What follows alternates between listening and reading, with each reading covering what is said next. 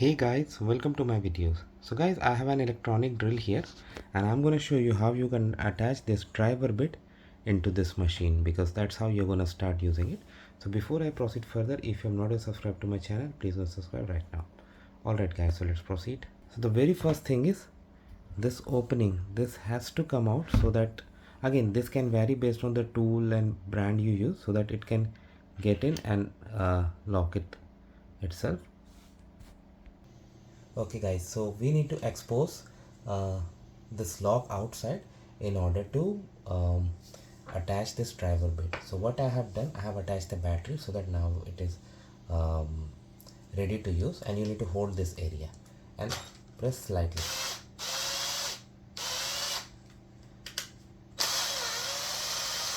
You see it is coming out. Okay, so that is what we have to do. So now I change the direction and you see it is opening slightly. So it has opened a bit. Now I'll see if I can go. No, still I cannot. I need to hold a bit. Yeah, now still not. Of course it requires some practice.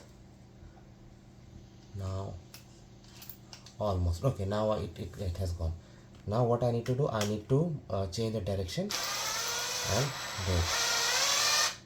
Yeah, so now it is ready to be used. Now this is a driver bit, so I have set it on driver bit. Now I can use it to attach screws. Now once this is fixed and I am no longer holding it, you can change the direction. You see in which direction it is going now, and now it is going in the other direction. So in this way you can do it. So it's just a very basic thing, like you need to hold this and get the lock to work. Again, I'm repeating the process. So I'm gonna hold this.